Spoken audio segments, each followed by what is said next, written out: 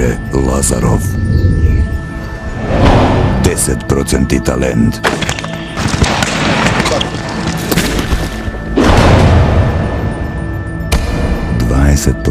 Naporna rabota.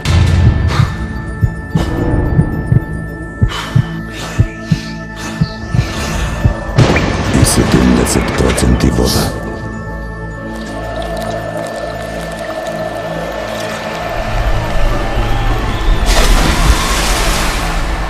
Pelisterka.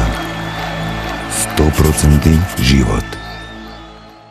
Se juega mucho, esta es tercera competición en un año.